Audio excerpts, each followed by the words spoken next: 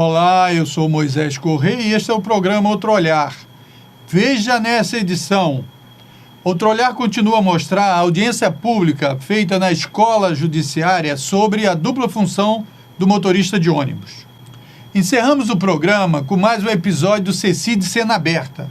Vamos mostrar o 8º episódio. Outro Olhar vai para um pequeno intervalo. Voltamos já, nos aguarde.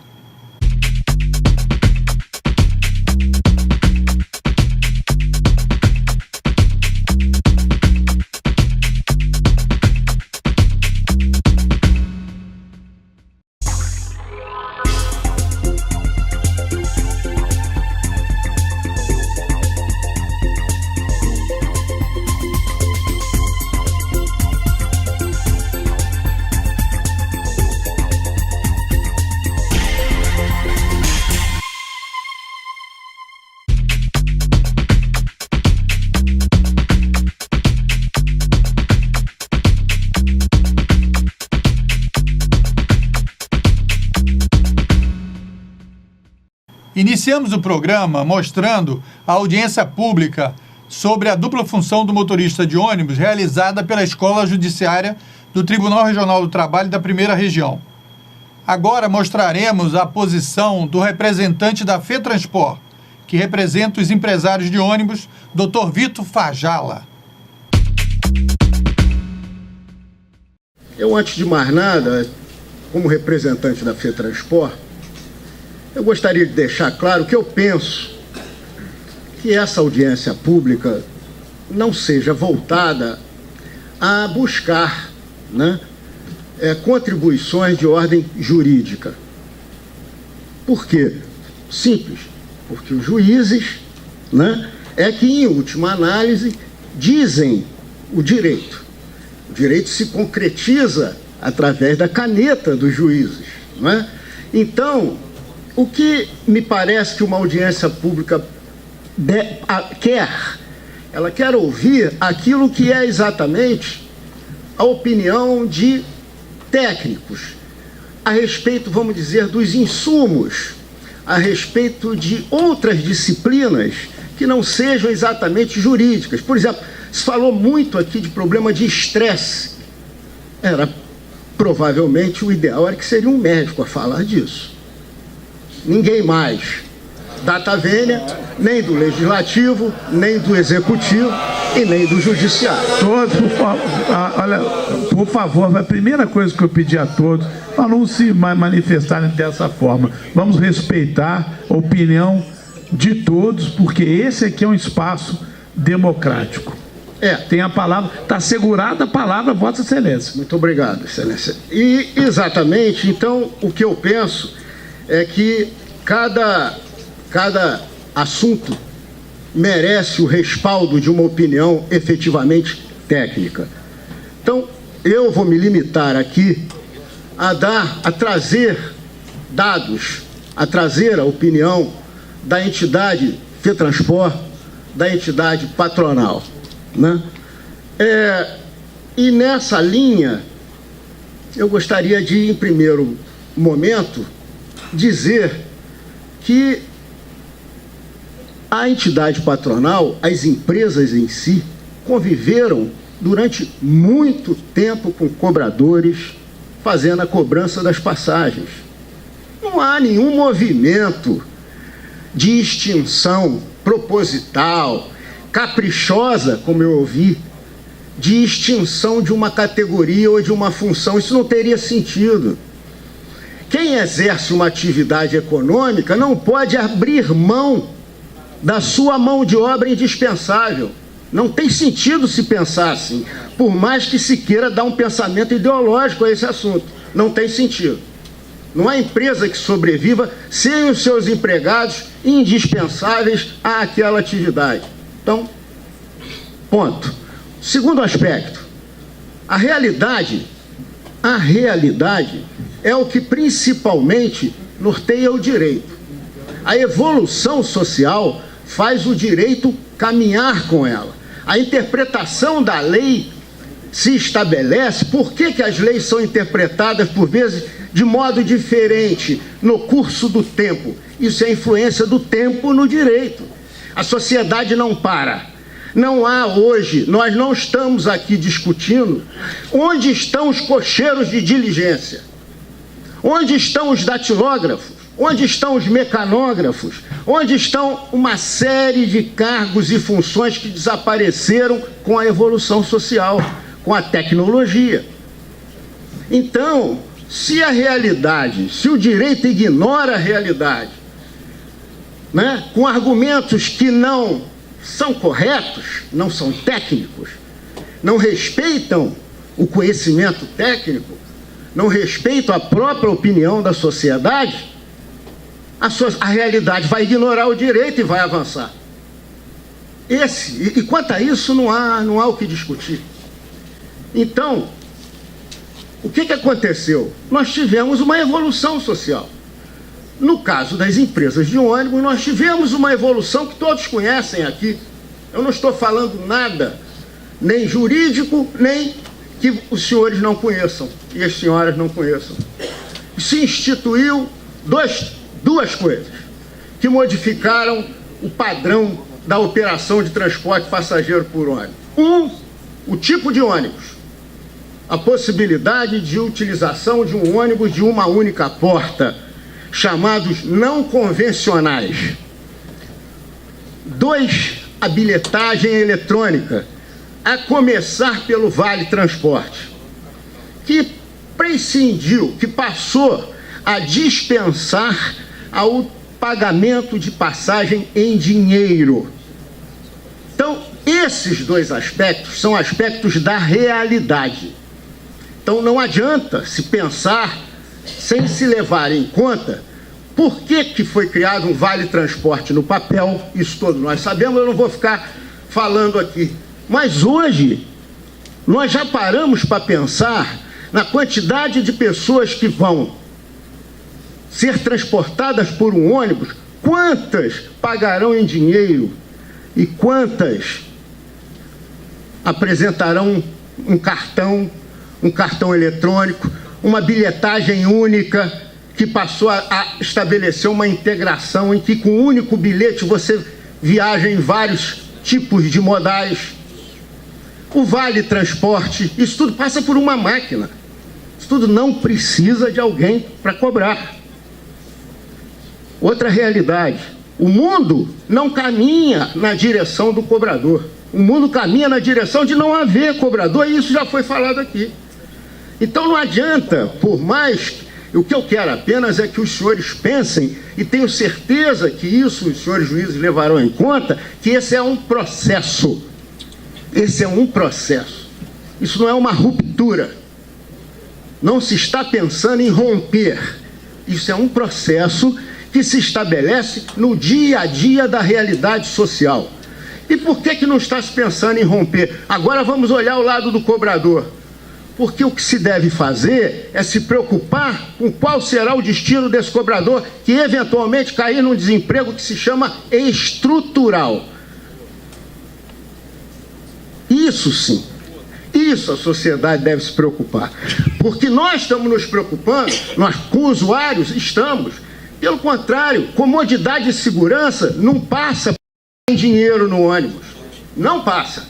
Pelo contrário. Passa por não pagar em dinheiro, e você já ter acesso ao ônibus com o seu bilhete, com as suas condições de entrar no ônibus. Primeiro, que diminui o assalto a ônibus.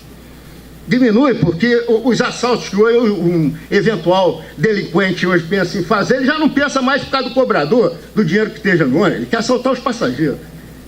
Né? Então, em primeiro lugar, comodidade, porque é realmente mais cômodo se você entrar no ônibus já com a sua, como o Vale Transporte se tornou mais cômodo.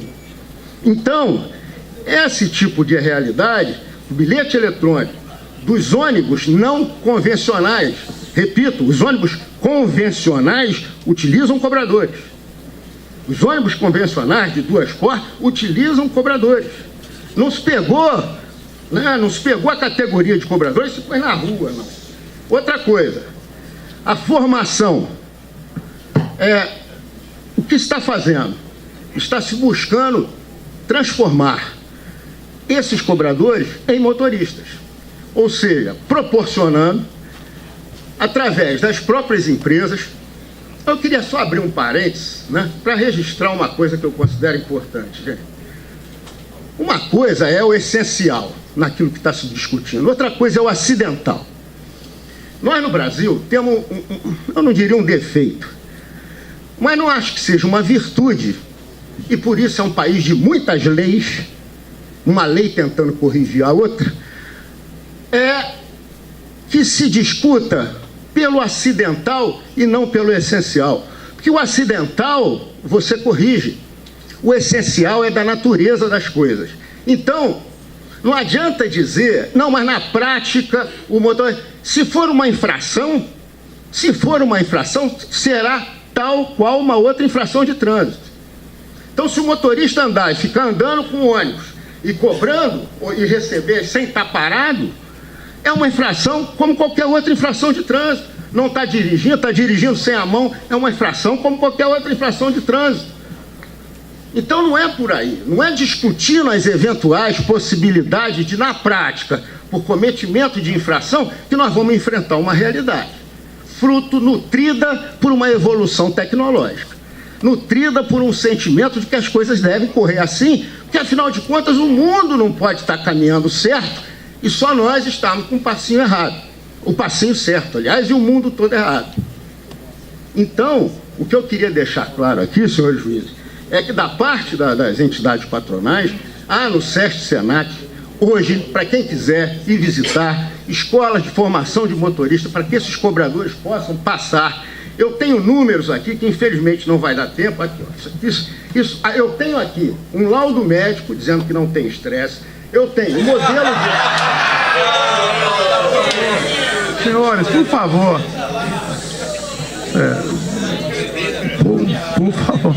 Por favor, vamos respeitar a opinião do expositor, por favor. Por favor. Senhores, por favor. Então eu tenho todos... Eu realmente... A minha preocupação, sinceramente, sem nenhum desrespeito, não é com a concordância dos senhores que estão me vaiando, claro. Eu sei que eu tenho um auditório hostil, principalmente aí no fundo. A minha preocupação é falar para os que estão aqui. Para quem me convocou para uma audiência pública é para me ouvir, né? Então, os senhores, infelizmente, o que eu posso fazer? Nós temos que conviver assim, né? Nem todos vão falar a mesma língua, né? Então, o que se deve pensar, por outro lado, é o problema da ociosidade remunerada.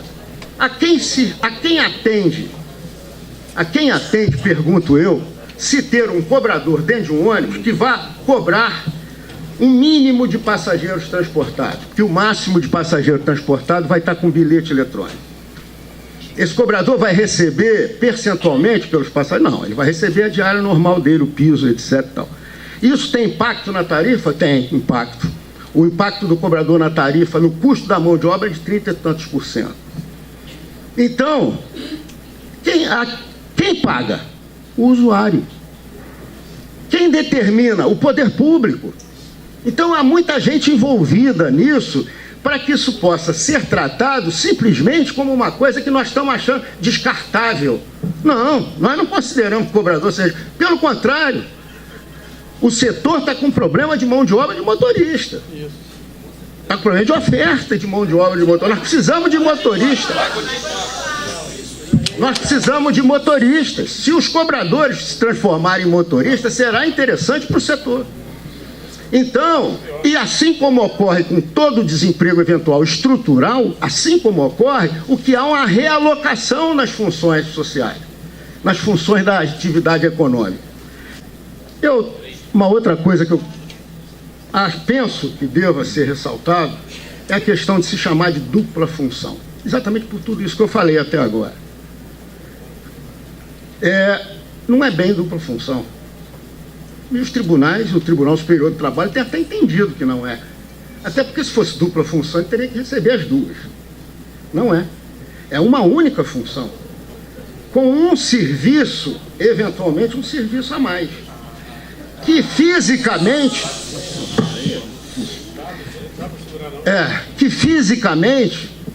é impossível de ser realizado a um só tempo. Ninguém faz duas coisas a um único tempo. Não faz. Ou faz uma ou faz outra. Isso é física.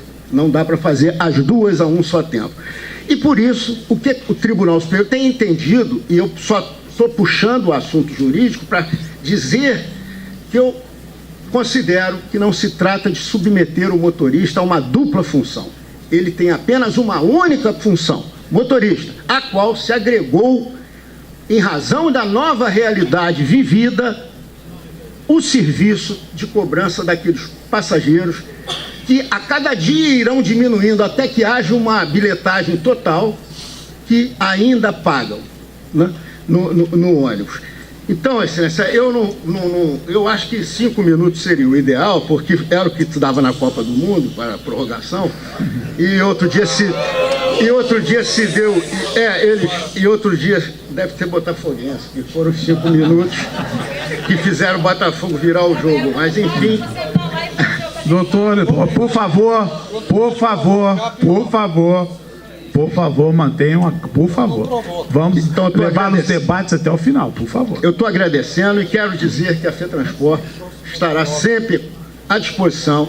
Se o professor, eu não sei se o doutor Otacílio vai fazer uso da palavra ou se vai...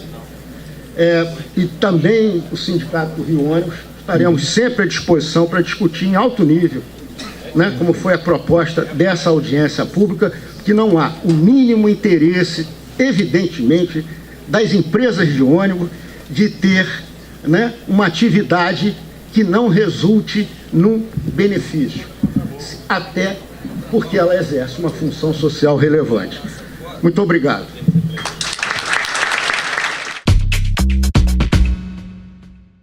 Ainda mostrando a audiência sobre a dupla função do motorista de ônibus, vamos ouvir o representante dos trabalhadores, Sebastião José, vice-presidente do Sintraturb Rio.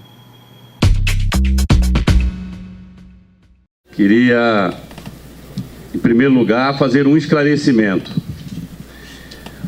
O Sindicato dos Motoristas e Cobradores de Ônibus da cidade do Rio de Janeiro foi fundado em 2009, mas só obteve a sua carta sindical para efetivamente encaminhar a negociação coletiva em 2012. Tentamos em 2012 fazer a negociação coletiva, mas havia sido assinado dias antes, nós recebemos a carta pelo então sindicato que naquele momento representava, que era o Sindicato dos Rodoviários, e tivemos o reconhecimento por parte do Ministério Público daquela convenção de 2012 como ato jurídico perfeito. Então nós não conseguimos negociar em 2012. A primeira negociação encaminhada pelo Sindicato dos Motoristas aconteceram em 2013. Todos se lembram, 1º de março de 2013, estourou uma greve na cidade do Rio de Janeiro. Numa assembleia no Guadalupe, Auto Clube Guadalupe, na Avenida Brasil, com 8.300 trabalhadores. Antes de vigorar a assembleia, 0 hora, um pouco antes da 0 hora, o Rio Ônibus já tinha uma liminar expedida pelo tribunal, pela desembargadora de plantão, dizendo que a categoria teria que voltar sob pena de uma multa diária de R$200 mil para o sindicato e fixou em 80% para que o serviço voltasse a operar. Esta negociação, isso foi numa sexta-feira, no sábado a greve foi suspensa a pedido dessa desembargadora, que estava de plantão, se comprometendo que ela intermediaria junto com o Ministério Público, está aqui a procuradora que participou desta audiência, para que nós resolvêssemos algumas questões.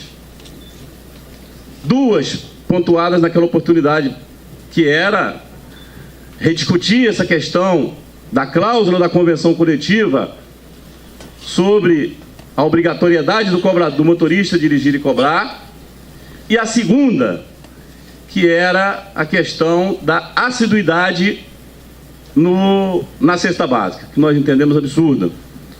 Nós tivemos êxito em retirar da convenção coletiva a cláusula que obrigava o motorista a dirigir e cobrar, mas não obtivemos êxito na questão da assiduidade, porque a desembargadora que presidia, que foi a mesma que abriu essa sessão, disse que entendia que nós éramos serviço de utilidade pública, que o motorista realmente não podia faltar, e se faltasse, teria realmente perder a cesta. Ou seja, ele por algum motivo faltou e vai faltar comida para sua família. Nós não concordamos com essa posição da eminente presidente do tribunal, mas acatamos. Então a primeira negociação foi essa de 2013.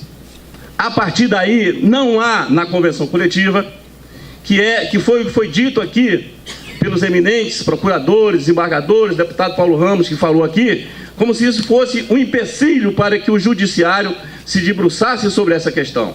Então esse empecilho deixou de existir a partir de março de 2013. Senhores, este ano nós tentamos e fizemos uma negociação direta com os empregadores sem precisar de greve. Solicitamos aos empregadores que antecipássemos a data base, porque já sabíamos que, em função do episódio que aconteceu na Conlurb, que nós teríamos problema no transporte, porque havia um movimento nacional coordenado para que houvesse paralisações durante a Copa do Mundo. Fizemos a antecipação da negociação, não conseguimos avançar em muita coisa, mas no salário nós fechamos um índice que, até aquela oportunidade, foi o maior, aliás, até hoje, ainda é o maior índice de reajuste salarial de 10%. No entanto, um grupo se organizou na porta da prefeitura, que a imprensa disse que tinha 300 pessoas, 400 pessoas, decretou um movimento paredista e levou essa cidade ao caos. Este mesmo tribunal que deu a liminar dizendo que era, aliás, a nossa proposta de 2013, senhores, era uma proposta de 23% de reajuste para o motorista, que era um piso de R$2.000. O tribunal entendeu que nós estávamos jogando para a galera, como diz no ditado nosso, que eu não sei falar a linguagem técnica, porque era um absurdo que as convenções coletivas no Brasil estavam fechando em torno de 5%, 6%. E a gente levou a cidade, no dia do seu aniversário, à greve, pedindo 23%. No entanto,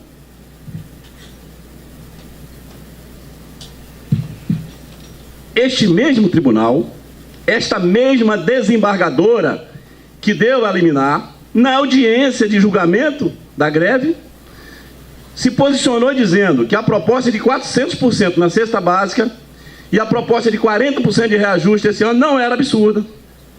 Ora, não era o sindicato que estava à frente da greve.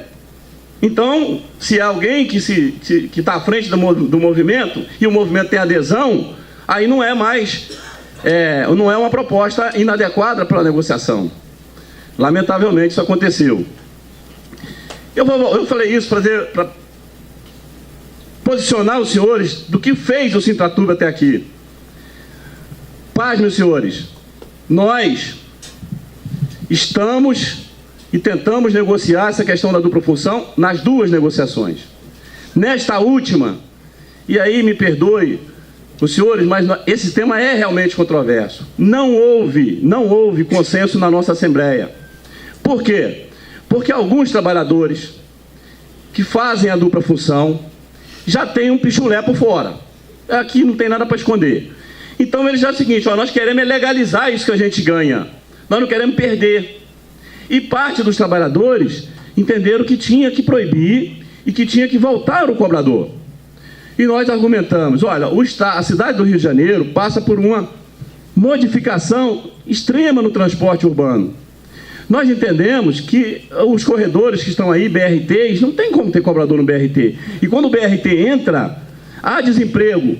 Agora, por exemplo, nós tivemos a inauguração do BRT, Galeão, Ilha do Governador, Galeão, Alvorada, e o próprio Rio Ônibus admitiu que 160 postos de trabalho de cobrador poderiam ser reduzidos.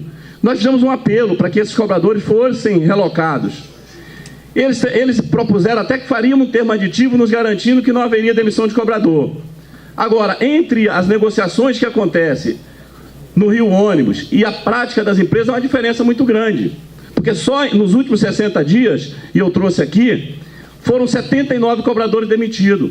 dos quais 40 por justa causa. Sabe por que por justa causa? Eu gosto de ver juiz aqui nesse plenário. Sabe por quê? Porque é mais barato usar a Justiça do Trabalho como órgão homologador do que ir ao sindicato homologar. Porque se vai ao sindicato homologar,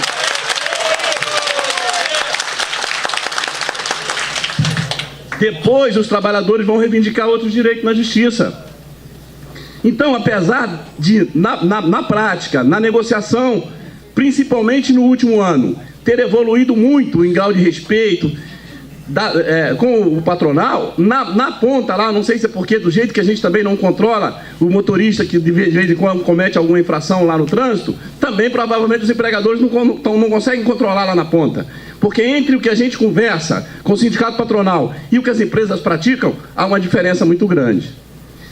Companheiros, eu acho que precisa ficar claro aqui. Esse assunto, eu não vejo nenhum absurdo de tratar esse assunto, não. Aconteceu com os bancários.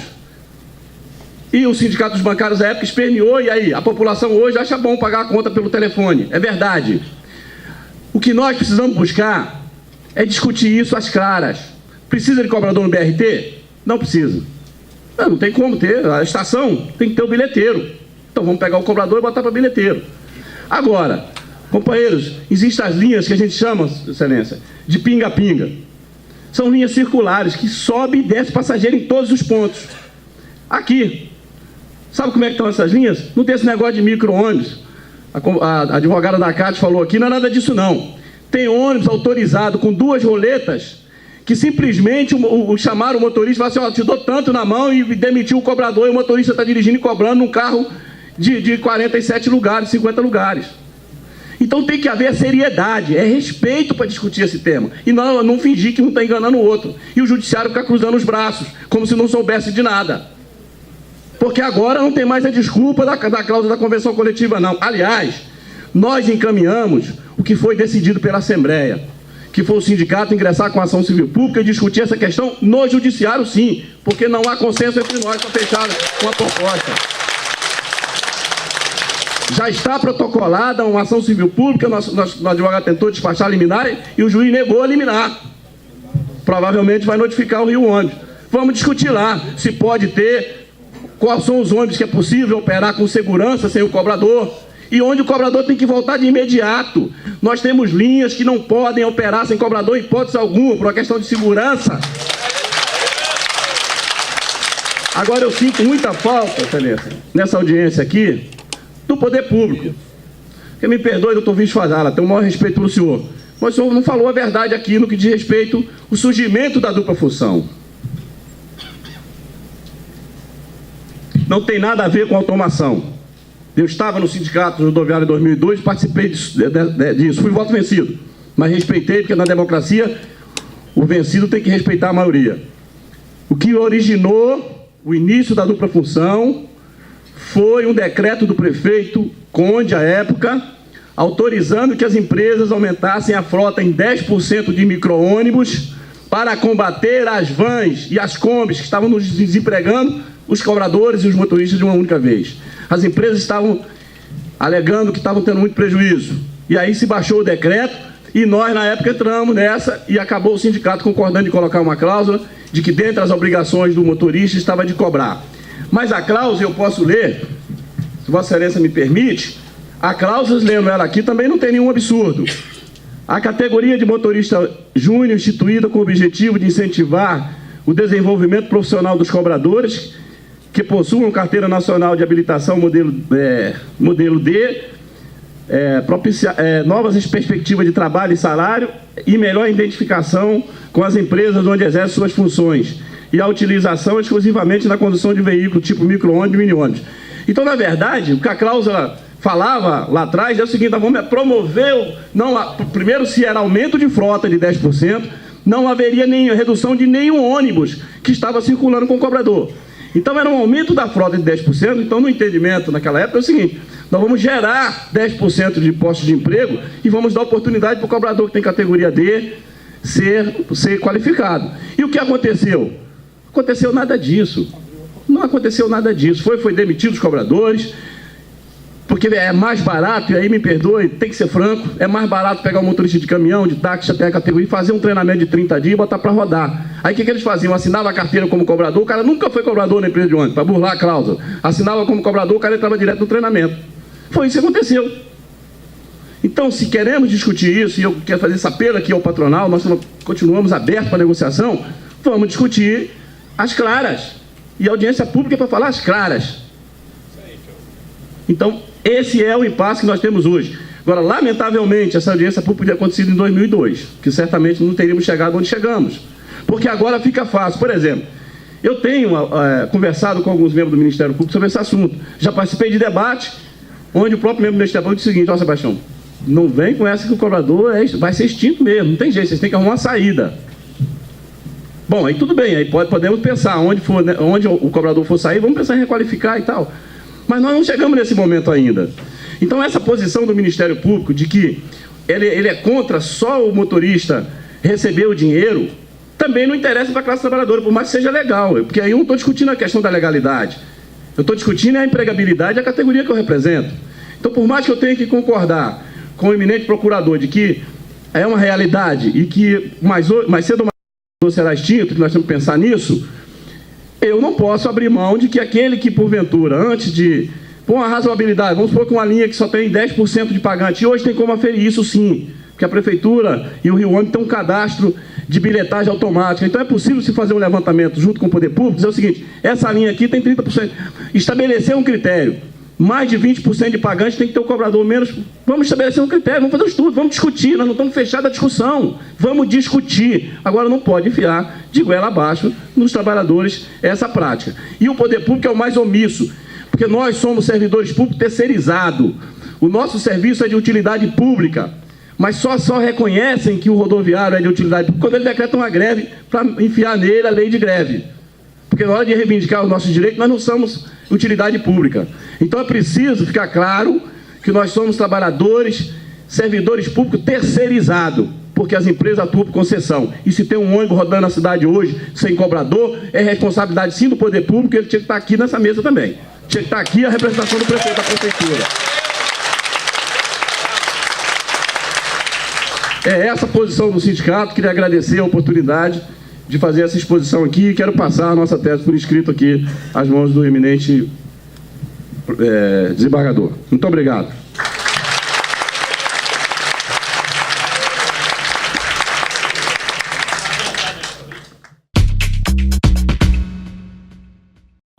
Vamos para um pequeno intervalo. Outro olhar, volta já.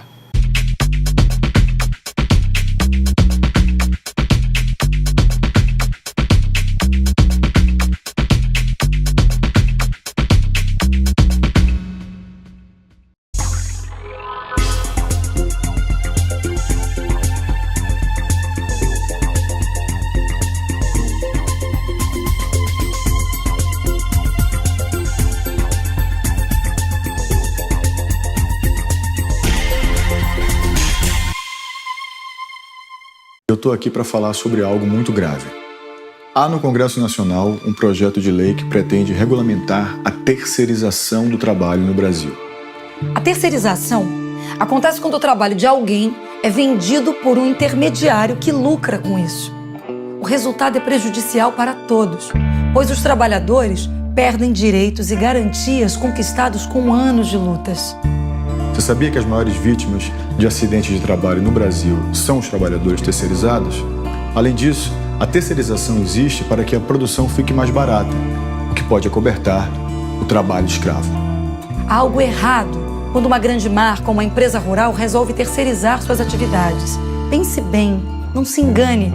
Atrás do discurso de modernização da indústria e do campo estão as piores formas de exploração do trabalho humano. A prática da terceirização pode estar associada a uma realidade muito mais sombria do que parece. Um produto na prateleira pode esconder uma triste realidade de exploração de um trabalhador. É este o Brasil que você quer para as futuras gerações? Eu digo não para a terceirização. Eu digo não para a terceirização. E você?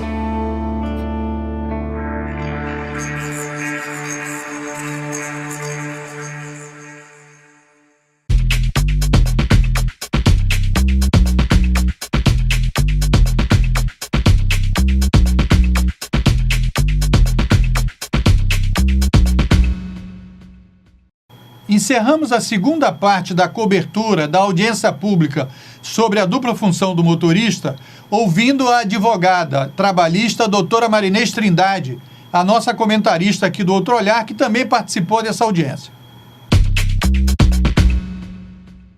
Eu vim apresentar uma humilde colaboração.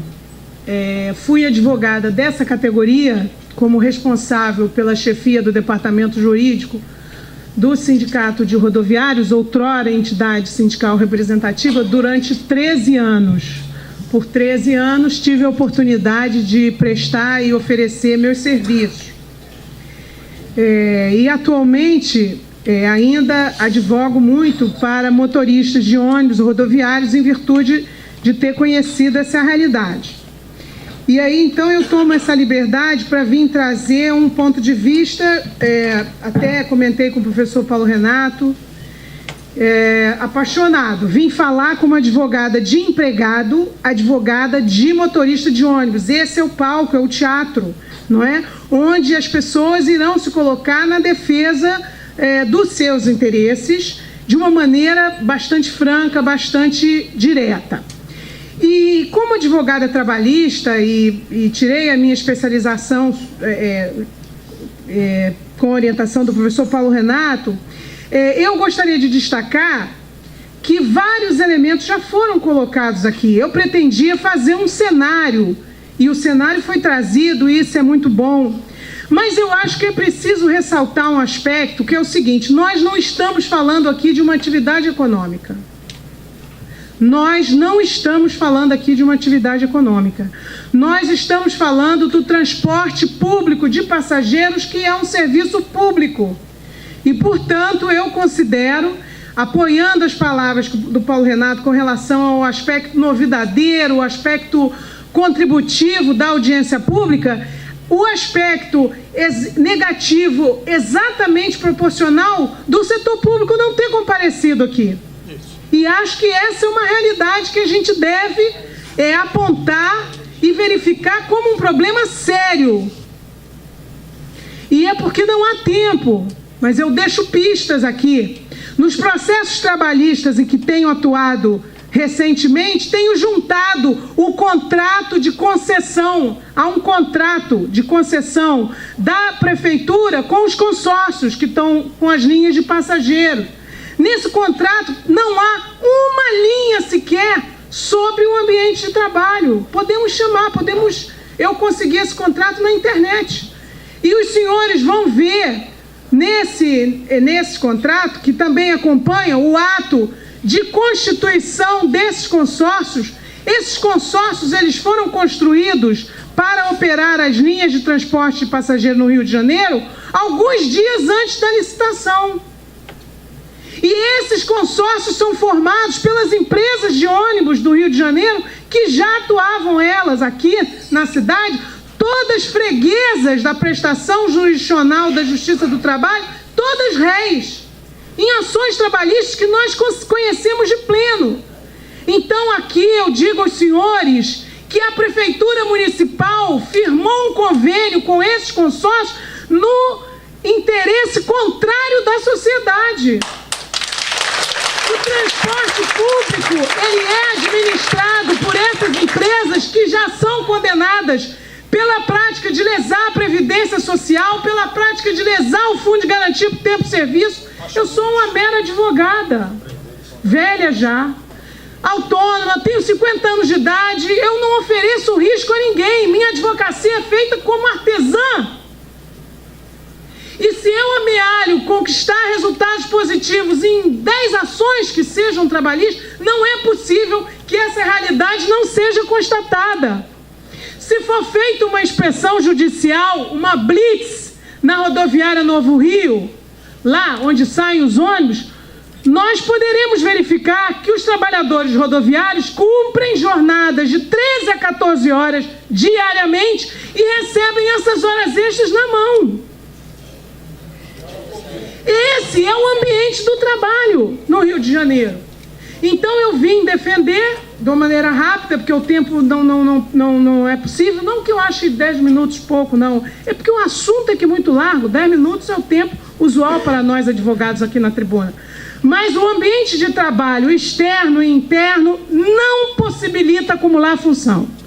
Quero também apoiar todos os dados que foram apresentados ali pelo colega que abriu a lista dos escritores avulsos. Não é possível. Houve aqui uma falação, lamentavelmente o colega já se evadiu aqui do local, mas a questão é o seguinte: trabalhos médicos sobre a profissão de motorista de ônibus, assim, são as escâncaras. É possível, viu, Michele, que a gente encontre tese de doutorado. Há muitos trabalhos, inclusive eu vou sugerir a Escola Judicial, com todo respeito, há um trabalho muito importante no Departamento de Saúde do Trabalhador da Fiocruz, eles estão investigando, e também no Departamento de Psiquiatria do Hospital Clementino Fraga, com trabalhos com casos concretos.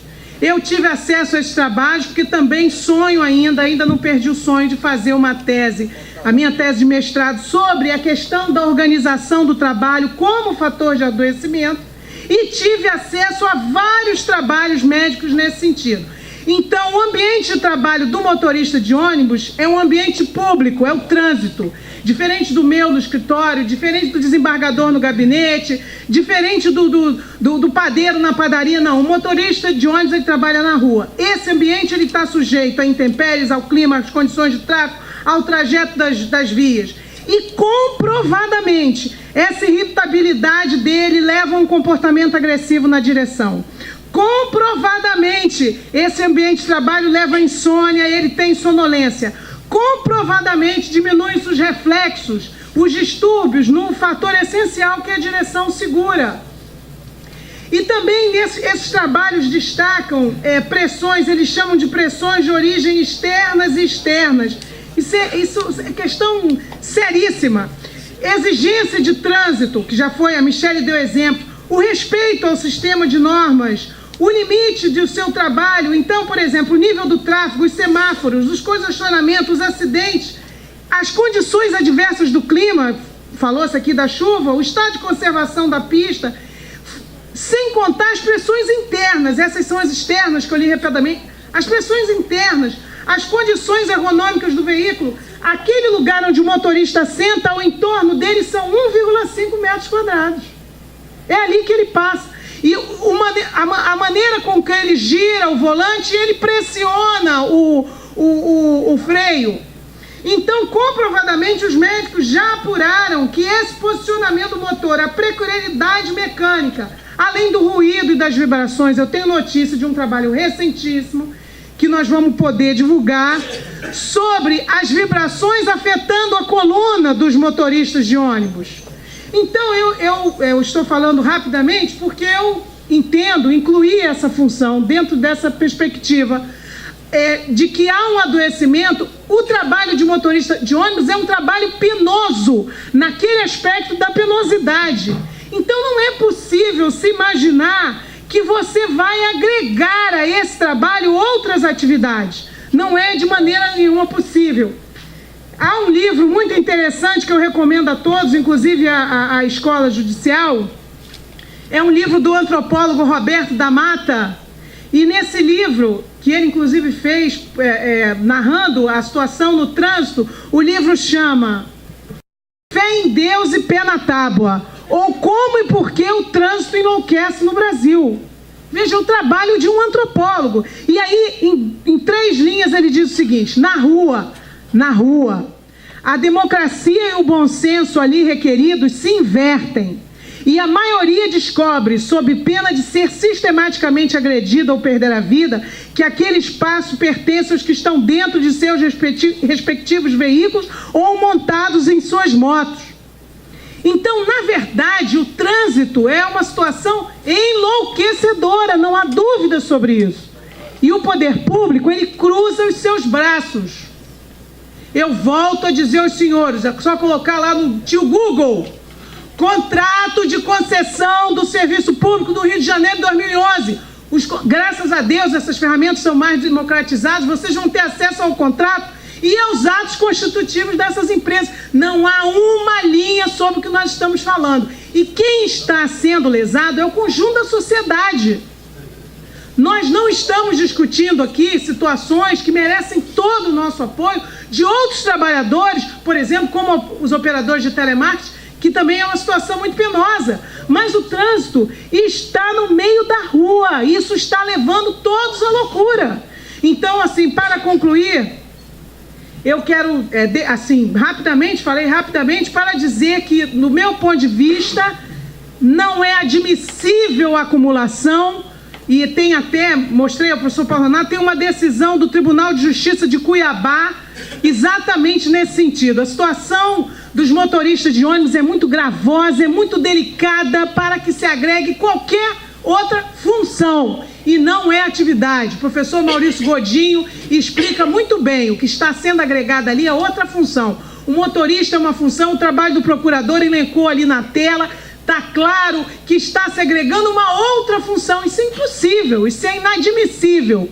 O princípio constitucional do risco mínimo, ele diz que é um direito social do trabalhador buscar um trabalho mais seguro. Então não é possível se admitir que nessas condições que a gente falou aqui rapidamente, possa pensar nesse acúmulo de função. A Constituição não permite, sob pena de colocar toda a sociedade em risco. Então, na verdade, eu até tenho dito nos meus processos, aqui, esse tribunal, como o TST, tem discutido supressão do intervalo. Não é modernidade, né? Houve até uma palestrante que disse assim, alguém quer ser contra a modernidade? Nós podemos ser contra a modernidade também, viu, gente? Eu quero que vocês tenham que ficar livres. Nós temos que ter massa crítica. Não é porque dizem que é moderno, porque, por exemplo, o sistema de bilhetagem é eletrônico, é moderno. Mas o controle dos horários dos motoristas ainda é uma papeleta escrita à mão. O Tribunal de Contas investiga um convênio feito entre a Rio Ônibus e a Secretaria Municipal de Educação, onde os controles de bilhetagem são utilizados para aferir a frequência das crianças nas escolas. Por que então não se implanta um controle da jornada dos trabalhadores para impedir que essas criaturas coloquem em risco as nossas vidas além de 7 horas? Então essa coisa de modernidade, não me lembro quem falou, vamos ter massa crítica, porque depende para onde vai essa modernidade. E como você muito bem falou, essa modernidade tem que ir no interesse do cidadão.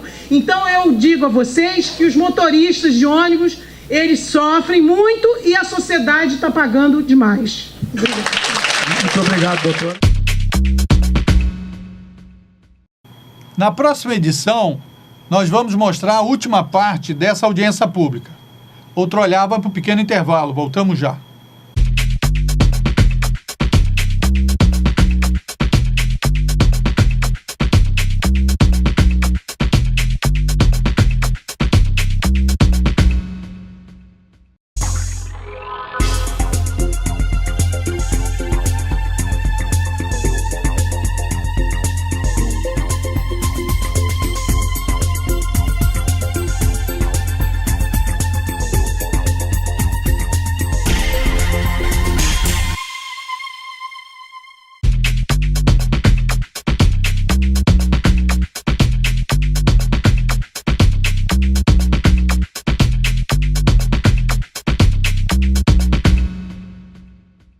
Encerramos o programa mostrando o 8º episódio do CECID Cena Aberta, debatendo a questão das vinhetas 3D.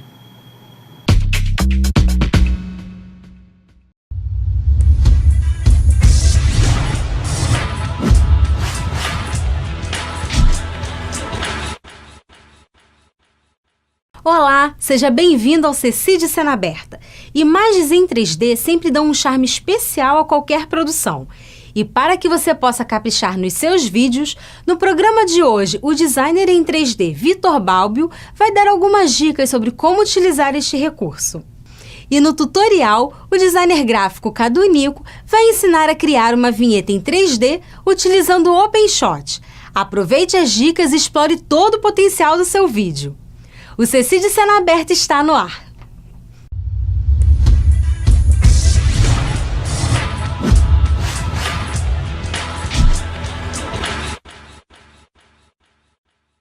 Olá pessoal, o programa hoje é sobre 3D. E para falar desse assunto tem um cara que conhece tudo, que é o Vitor Balbio da Cogumelo Softwork. Beleza, Vitor? Tudo bem, Cadu. O que é necessário aí para os nossos telespectadores fazer uma boa cena 3D?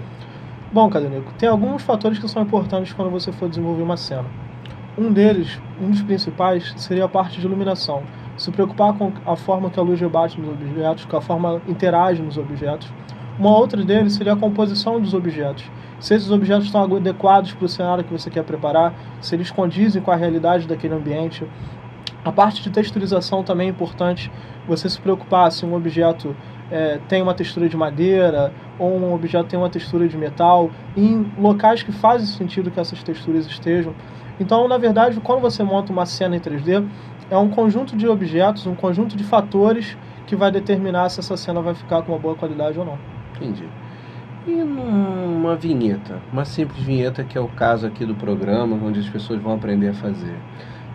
Tem alguma dica, alguma coisa? Bom, um dos fatores principais quando você desenvolve uma vinheta é você ter atenção em relação à marca. Porque quando você trabalha com a vinheta, você está trabalhando com a marca da empresa e da forma com que essa marca vai se interagir com o cliente final. Então é importante você entender sobre o que é a empresa, o que ela se presta a fazer e a imagem que ela quer passar para o cliente. Porque é através da vinheta que você vai criar essa conexão entre a empresa e o cliente final. Então, se vocês gostaram do Vitor Balbio, aí vai mais uma dica: animação para jogos com Blender, do Alan Brito, onde ele foi citado aqui na página 20. Ele fala do projeto dele, o projeto Ruínas, que é um cenário interativo, certo? No próximo bloco, vem um tutorial onde vocês vão aprender a interface do Blender e uma modelagem. Até lá!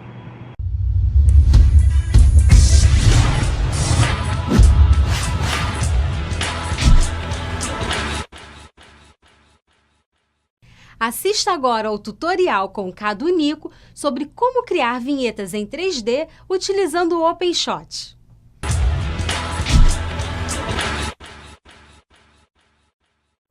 Bom, até agora nós trabalhamos com vinhetas em 2D, scroll em 2D, mas o OpenShot ele tem recursos também de fazer vinhetas em 3D. Ou seja, você quer fazer uma vinheta de transição, uma vinheta de chamada e quer usar os recursos 3D, é muito legal, porque quem está trabalhando por trás é um software 3D livre chamado Blender, que nas aulas futuras nós vamos aprender a trabalhar com ele também, certo? Então, para puxarmos as vinhetas 3D no OpenShot, basta vir aqui em títulos, novos títulos animados. Mas antes, você tem que dizer para o OpenShot aonde está o Blender. O Blender tem que estar instalado na sua máquina, certo? E você tem que dizer o caminho onde está instalado. No caso dessa máquina aqui, ele está na pasta pessoal, eu tenho a pasta Blender e o executável Blender. Como é que eu faço isso? Eu simplesmente venho com o botão direito do mouse, propriedades, e eu tenho o meu caminho do Blender aqui, ó, toda a pasta. Seleciono ela, botão direito, copiar, certo? Volto aqui para o meu OpenShot, editar, preferências, e eu tenho o caminho executável Blender. Colo, Ctrl V, e faço barra Blender e fechar. Não tem OK, não tem nada. Então, a partir de agora, toda vez que vier a vinheta 3D, é o Blender por trás que está executando. Então, vamos aqui de novo em título, novo título animado. Eu tenho aqui vários títulos prontos, dos mais variados e das mais variadas configurações. Nós vamos ver dois tipos de vinheta, uma vinheta que envolve texto e uma vinheta que envolve imagem. Qualquer outra no nosso leque aqui é variação dos dois tipos, certo? Primeiro vamos começar com a de texto. Aqui eu tenho sempre o nome do arquivo, no caso aqui vamos digitar CCID. E o título, ou seja, um nome que vai aparecer aqui, que essa vinheta ela vai explodir, certo? Então eu escrevo também CCID. Definido isso, eu começo a renderizar. Eu clico aqui em render. Depois de renderizado, a animação vai para a área aqui de projetos. Então é só vermos como ela funciona. Esse CCID, ele vai lá e explode. Para jogarmos para o projeto, basta clicar e arrastar e jogar aqui e pronto. Temos ele no projeto. Certo? Mas e o projeto de vinhetas de imagens? Estou aqui com a cena zerada, mais uma vez, e vou importar os arquivos de imagem. No caso aqui são 4. Clico no primeiro, clico no último e adicionei. Está aqui os 4 projetos. Por quê?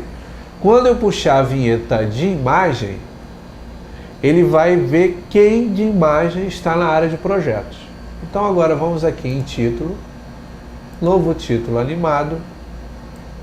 Eu venho aqui na vinheta de moldura, escrevo CCID, cena aberta, e pego a primeira imagem que eu puxei, que é essa aqui, a segunda imagem, que é essa, a terceira imagem, que é essa, e a quarta imagem, que é essa. Aqui eu posso definir o tamanho da animação. Ela tem uma velocidade default, ou 2 vezes maior, 3 vezes, 4 ou 5. Eu vou deixar como padrão. E clico em renderizar mais uma vez. Pronto, ele volta para 1 e começa a renderização.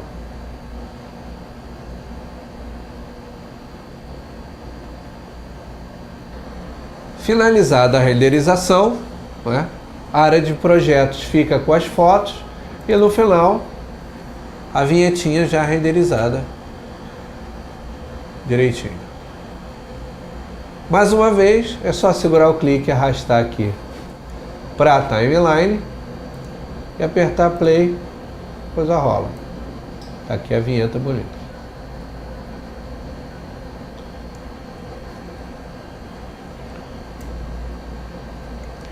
Agora o próximo passo é renderizar essa cena.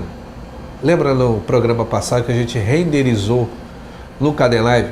Todos os conceitos discutidos sobre renderização permanecem também no OpenShot.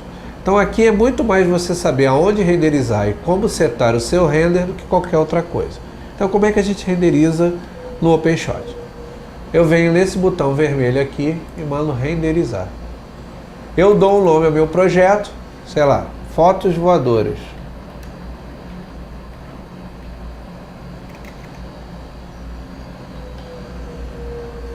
Aqui eu tenho vários perfis, como eu tenho no Kdenlive, eu coloco logo todos para a gente dar uma olhada.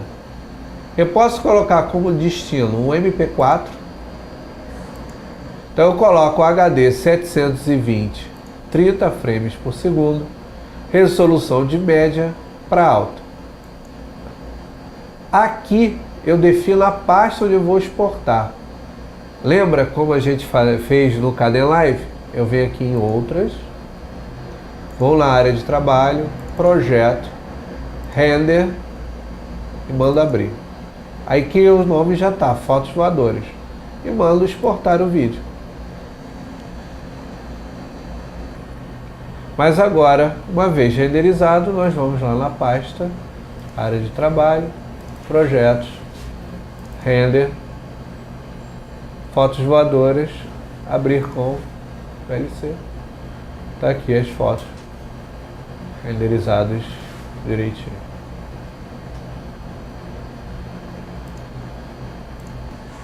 Então, nos próximos programas, nós não vamos mais trabalhar com vídeo, e sim com animação. Vamos aprender a criar vinhetas 3D com o Blender. Até o próximo programa.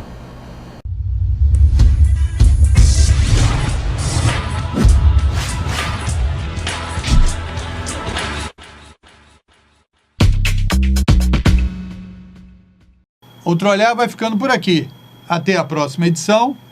Tchau.